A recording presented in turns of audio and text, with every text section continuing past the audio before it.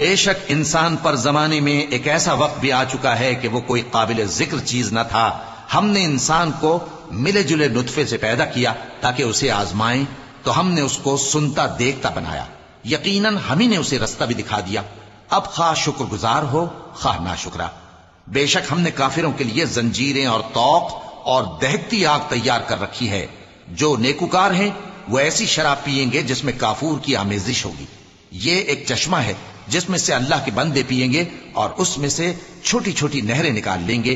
یہ لوگ نظریں پوری کرتے ہیں اور اس دن سے جس کی سختی پھیل رہی ہوگی خوف رکھتے ہیں، اور باوجود کہ ان کو خود کھانے کی چاہت ہوتی ہے مگر فقیروں اور یتیموں اور قیدیوں کو کھلاتے ہیں، اور کہتے ہیں کہ ہم تم کو محض اللہ کی خوشنودی کے لیے کھلاتے ہیں، نہ تم سے بدلہ چاہتے ہیں اور نہ شکر گزاری.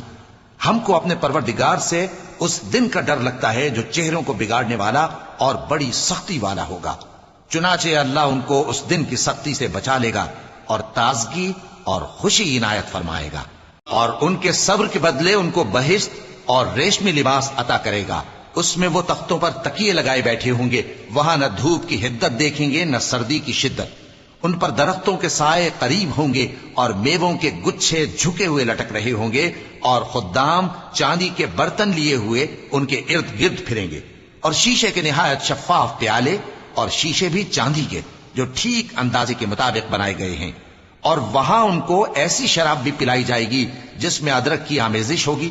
یہ بہشت میں ایک چشمہ ہے جس کا نام سلسبیل ہے، اور ان کے پاس لڑکے آتے جاتے ہوں گے جو ہمیشہ ایک ہی حالت پر رہیں گے. جب تم ان پر نگاہ ڈالو تو خیال کرو کہ بکھرے ہوئے موتی ہیں.